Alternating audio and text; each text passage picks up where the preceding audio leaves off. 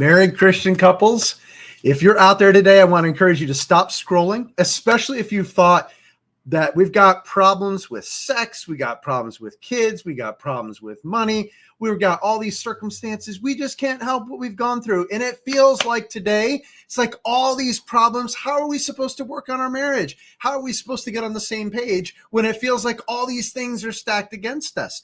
Guys, we talk to people every day, all day long. I just even had someone yesterday I was speaking to, and I said, does it ever feel like the cards are stacked against you? And they were like, exactly, totally. We're here to tell you today, these things, even though they feel like the primary problems, are actually not the primary problems. We're going to talk today about what those real problems are, but let's just hit on those for just a moment. Like, it feels like money is the problem, right?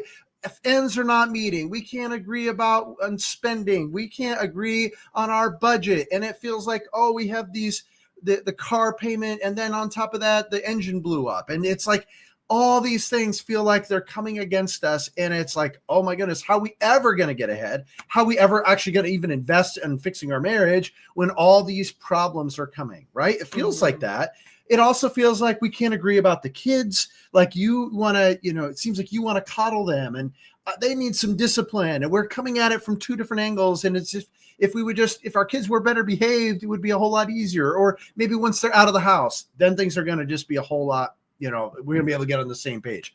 Or it could be this around sex. It's like, well, I don't want to have sex unless I'm feeling close to you, or I'm not going to feel close to you unless you're wanting to have sex with me, or whatever the dynamics are. And it feels like that's the problem. Or it could be one of the big ones.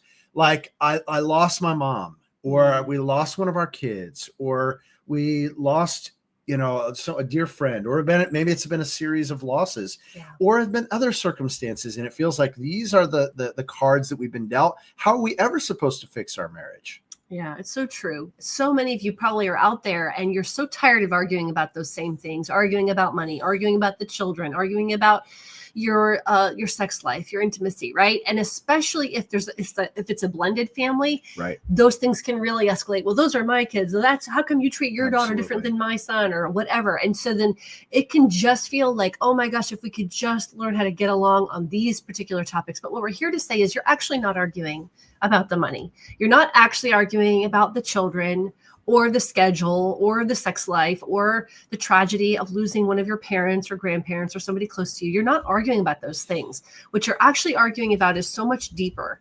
You are arguing because your deep unmet needs are screaming to be addressed, right? And some of those unmet needs of what we're talking about are really like, do you understand me? Do you value my input? Do you prioritize me? Do you want to understand me, or do you want to be right? You know what I mean? Like, do you actually respect me as a person, or do you just want to steamroll me and get your way? So many of those deep unmet needs, like they're screaming for attention, but what surfaces to the top is those tangible things like money or sex or kids or whatever. And so it feels like you're arguing about those things, but it's always one or two layers deeper than that of what you're actually arguing about. Absolutely. Right. And I remember for years when Scott and I were really stuck in our marriage, there were just certain things we couldn't talk about, because if I brought him up, he would shut down, he would get upset, he would get mad at me. And then I was like, I guess I can't talk about that. And so it just shut me down. And he was like, why is she constantly nagging me? Like, why does she constantly want to pick a fight? And so, but what was happening deeper was I was like, do you care about the things that I care about? Will you hear me out? Or do you just want to be right? And I'm sure you felt something very different, right? Yes. Well, I wanted to be right for sure. No question about that. But I'm just smiling because it brings back so many memories. You're so right about that. And here's the heart of it. Like it's everybody has problems, and God knew that you would, right? Sure. So it's not the problems that are surfacing that's the primary. It's that you're not coming together to navigate that as a team. And usually the biggest problem, more than anything else, let's be honest, it's me. Right? Okay, yeah, I agree with that. Or me. It is. It's the way that we're showing up. It's the way that we're not doing things as a team. It's the unmet needs. It's all of that. Mm-hmm. And really at its heart, you've not been doing marriage in a way that's working. That's really the heart of it. And you've got to learn to do things very different. Otherwise, it doesn't matter what comes up. What doesn't matter what circumstance, you're going to keep pointing and saying, it's that circumstance, it's that problem, it's this thing that we're going through. And it feels like that's the primary thing. But really, at its core, it's you and the way that you're doing marriage. And especially if there's been a lot of disappointments or hurts or things piled up or things swept under the rug for a long time. Well, I just want to have peace, so I'm not going to bring it up. Or I don't want to fight, so let's not talk about that. Let's just move on, right? And you can't really ever move on because it just gets swept under the rug, and then this big pile of things actually becomes a big wedge that separates you and your spouse. And that's the tragic part. Absolutely. I was just talking to one of our amazing clients that came to us about 3 months ago, and they're professionals. They were such like high achieving people. They own a business with multiple employees and like kids that are grown, grandkids, like the picture of everything you would want, but they were just butting heads in so many ways. And they, when they began to empty their cup and fill it up with what actually works, everything has changed. Like their hearts, their bodies, their minds are at peace. They're pouring into one another, meeting each other's needs, humbling each other in a way that it's like really connecting. And they are so thankful. And if you're out there today and you're realizing, oh my goodness, we got to do things very different than the way we've been doing it, we want to encourage you. There's absolutely hope. And just a couple of options for you. First of all, you can always book a call. That's easy to book a call at turnaroundmarriage.com/call. This is for those of you that are out there that are like, I'm sick and tired of this. I want a real solution for me to change, for the dynamics to change, for our marriage to change right now.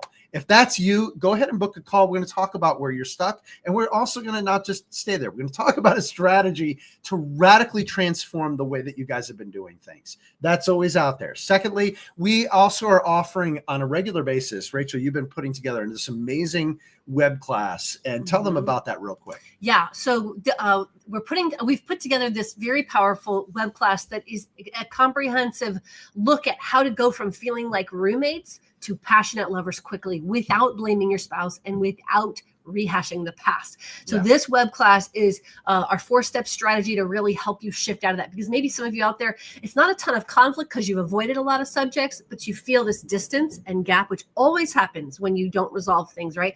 And so if you've grown apart, you're kind of approaching that empty nest stage, or your kids are like getting older and they're teenagers and they're not around as much, and it's like, who are you? Like maybe you've just focused your marriage on raising these amazing kids or building your business or your careers. And you realize, I don't even know this guy anymore. I don't even like her very much anymore, but you want to fix it. I want to encourage you to sign up for our upcoming web class. And it's called From How Married Christians Can Go From Feeling Like Roommates to Passionate Lovers Quickly. And you can go to turnaroundmarriage.net/web class to register. It's a free class. It's a 90-minute power pack presentation that I know will radically help you. Yeah. And it comes down to this, guys. It's what we have noticed in just Christians who are honorable, but they've struggled. They're hurting. They're wondering, like, is this how marriage is? Like just getting on our phones every night and just not talking about things, or it's only the schedule or the kids. Like it always comes down to how you're feeling about each other, right? What you're thinking about each other, how you're behaving toward each other, and who you're being in the marriage. Absolutely. And it comes down to those 4 things. And those are really 4 of the things that we really show you how to shift. And so, if that's you and you're, realizing, I'm sick of arguing about these things, whether it's sick of arguing about money or sex or the children or these other circumstances, and you want a real strategy, you can either come to that web class, turnaroundmarriage.net/web class, or book that call with us, turnaroundmarriage.com/call. We will be here to help you and guide you in the best possible way to get this thing turned around quickly. And there's absolutely reason to have hope, friends. I hope you have a great day, and we'll talk to you soon. Take care.